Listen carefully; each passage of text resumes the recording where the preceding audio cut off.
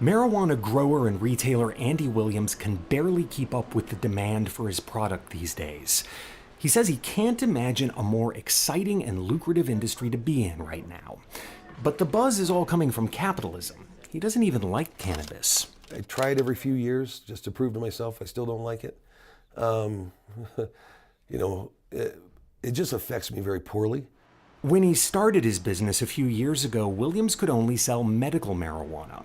That put him in position to be one of the first to sell recreational cannabis when it became legal this year. Business has been so good that Williams is about to hire 36 new employees and ramp up production in a new state-of-the-art factory. It's manufacturing is what it is, as far as I'm concerned. We're manufacturing marijuana. This is an industrial manufacturing plant that grows marijuana. Stores like these can now sell up to an ounce of marijuana to customers who are 21 and over. The products come in all kinds of forms. Cannabis buds from a range of varieties bred to treat particular ailments, provide a mellow buzz, or deliver a powerful rush. Pre-rolled joints, pot-laced brownies, hard candy, and chocolate bars. Marijuana-infused beverages and massage oil. Consumers spend tens of millions of dollars a month on those products, but Williams is sure there's a lot more money to be made in his business.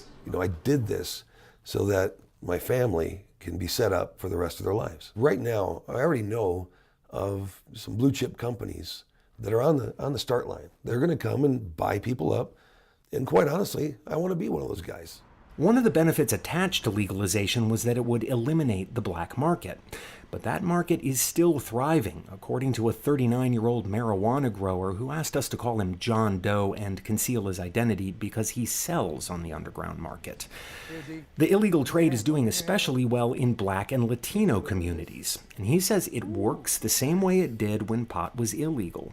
You have that one guy, that shines. That's the Robin Hood of the neighborhood. This man supplies the little ghetto area. Simple as that. Breaks his own pound into little ounces and helps everybody in his community, so they can afford it with him. That's how it's happening. Yeah. And that's how it happened before too. Yeah. So nothing's changing. John Doe says low-income buyers turn to the black market because prices are higher at legal retail stores. There's conflicting information, but an ounce of pot on the black market can cost as little as $180. At the store Andy Williams owns, you have to pay around $240 for an ounce. That's partly because the price includes a 15% excise tax, a 10% marijuana tax, the state sales tax, and Denver's marijuana sales tax. The taxes are an overreach and excessive, and it's a regressive tax, and it impacts the poor the most. Larissa Bolivar was involved in the fight to make marijuana legal for medical purposes. She uses it herself to treat stress. She campaigned for legalization, but she doesn't like how it's working out. She believes all those taxes guarantee a black market. But taxes have been beneficial, according to Mason Tvert, who also campaigned for legalization and helped draft the state's regulations. In the first 7 months, those taxes have generated $24 million in revenue. A chunk of that is slated for public school construction. Besides, he says, the legal market offers some things that consumers find more important than the lowest price. Variety, convenience, safety. That's what drives every product in the entire world.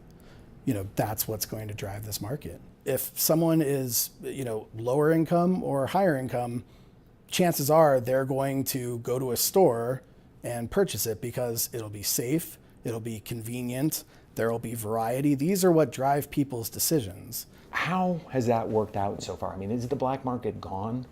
Is the black market going away? I think it's absurd for anyone to assume that we can eliminate a black market that grew over 80 plus years within the course of 8-9 months. But we've seen this industry take a huge bite out of the underground market. To enter the legal marijuana industry, you have to be a Colorado resident in good legal standing. You also need the capital to get licensed, and that can cost tens of thousands of dollars. Its classes and regulations support those that have access to wealth.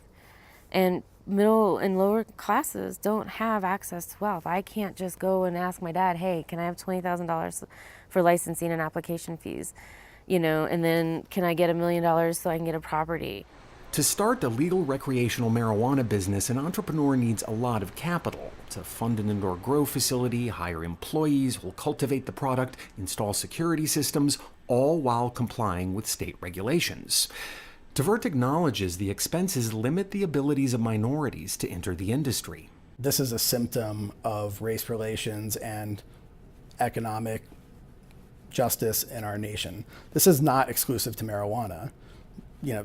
Right now, people in lower income areas, communities of color, are facing discrimination and bearing the brunt of social policies across the board, not just for marijuana. But Tvert says since legalization, there have been fewer arrests of minorities for marijuana possession.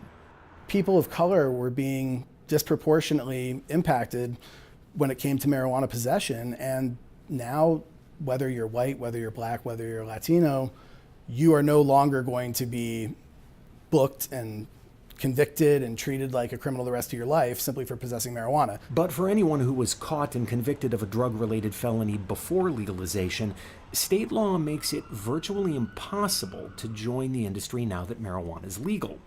John Doe says that keeps a lot of people working on the black market. There's a lot of people that have broken the law, but are great entrepreneurs, work very hard, have good work ethics, family values, good communication skills. I mean, I definitely believe that they should be given a chance. The rules and regulations should allow a good grower that's been in trouble to do this. They're not hurting anybody. They're not out there, stealing and robbing. Most of these people probably got caught up trying to make a living, trying to make money. The counter argument, though, is it also shows that they are willing to break the law because it was illegal. So maybe if we give them a license and they open up a grow facility licensed, maybe they won't pay the taxes, maybe, They're more prone to breaking laws. Well, that they say that about many people, but you have to see their track record.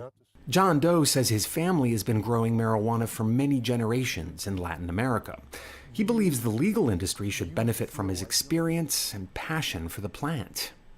It's the end result is this little flower that's growing up and all full of joy.